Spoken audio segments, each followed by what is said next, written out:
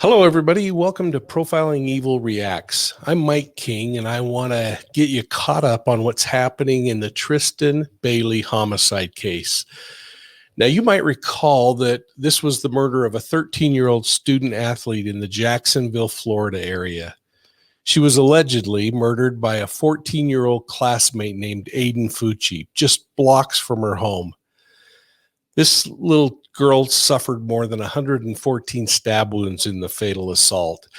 Now, police and prosecution are covering a lot of ground in the case, and they've interviewed hundreds of people. The witness list is growing. I mean, it's more than 150 people long.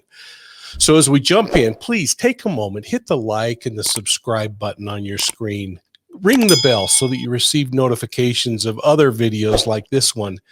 And thanks so much for supporting our efforts at Profiling Evil. Now, let's talk about this case. I really would encourage you to first go back and watch my video on the Tristyn Bailey homicide. There, you can get a complete overview of the case. More importantly, you'll be able to also hear me break down the different kinds of evidence in the case. We'll talk about things like physical and forensic evidence, eyewitness accounts, confessions, circumstantial evidence, and of course, we're going to explore all the behavioral evidence. All of that will make the remainder of this discussion perhaps a little more meaningful. Now, this particular video is going to talk about the process known as discovery. As the prosecution and the defense prepare for trial, they're engaged in something called discovery. It's a process of exchanging information about the evidence and witnesses that each side plans on using in the trial that will come up. This process ensures that one side or the other isn't ambushed or surprised by something they wouldn't have had time to prepare for if, in fact, they didn't have discovery. It makes the trial fair. Now, it could include things like witness statements, transcripts, testimony given under oath, things like you'd find in a deposition. Now, in this particular case, I think it's going to include copies of things like home security video that shows Fucci and Bailey walking into the area by the pond where the murder occurred, Fucci leaving the pond. And again, remember, he's an alleged killer in this case. There's going to be data dumps of their phone records, including all the photographs on their GPS coordinates, the location, the X and Y on the map. It'll have information discovered in the investigation, such as the autopsy reports. Those kinds of things will be part of this. Now, discovery can include requesting information from the other side as well. Things like what social media accounts or mental health evaluations have been accomplished. This process ensures that the information that gets argued in court is approved by the court. It's legal, and that each side knows about it and is prepared to do their part in the process. Well, in the case of discovery, in this case, the district attorney's office in Florida released a redacted list of the witnesses in the case. Again, it includes more than 150 people that the state's intending to call in this trial. It outlines some of the evidence that was collected, which included physical and forensic evidence, as well as the eyewitness accounts. In fact, Fucci's own mother's name appears on the state's intended witness list. She's facing prosecution in relationship to this homicide. She was charged with evidence tampering after she tried to wash Tristyn's blood out of her son's jeans. Well, I'm thinking it's going to be really hard for Fucci to defend statements that he made to his friends about things he planned on doing. You remember he said he planned on killing someone? It was imminent.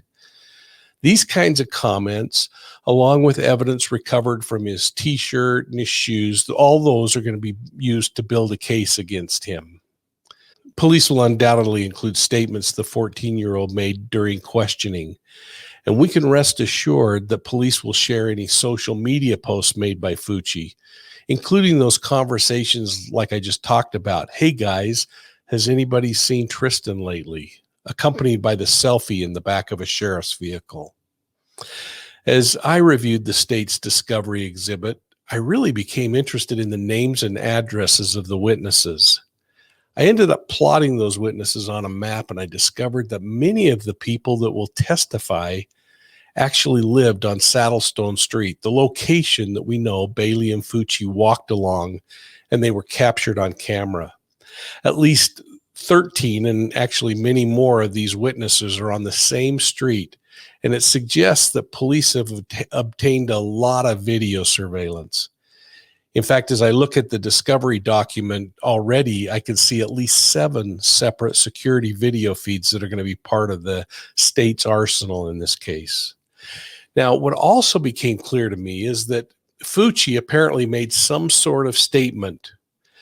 And I say that because it says his statement is included in the discovery, and it references in the report an audio interview with Fucci. Now, police seized Fucci's mobile phone and that of his mother. These will also undoubtedly contain some interesting pieces of evidence. They're going to reference a recording that was taken in the back seat of the sheriff's car. So I'm wondering, is it possible that Fucci made a phone call or uttered something of value as he sat in the back of that police car? You remember it was there that he took that selfie and posted it on Snapchat. The state also made it clear that they've extracted data from Tristyn's phone as well. So all of this is going to put the two of them together, moving through that neighborhood and build their case. It will be interesting to see if this case ever really makes it to trial. You know, that's where we would learn what really happened step by step. But I suspect it will end up in a plea negotiation, and perhaps that's the best thing for the family of Tristyn Bailey, who shouldn't have to hear the gruesome details played out on a public stage. Well, here's my question for you. If you were Tristyn's parents, would you want all the facts of this case to come out on a public stage in hopes that the aggravating nature of the case would ensure Fucci remains in prison for life? Or would you be willing to let Fucci have a little lighter sentence to avoid a trial? I'm going to look for your comments down below. And thanks for supporting Profiling Evil, folks. I really do appreciate it. Please take a minute, hit the like and the subscribe button, and ring the bell so that you get notified when we go live on videos like this one. Well, we'll see you soon at the next crime scene.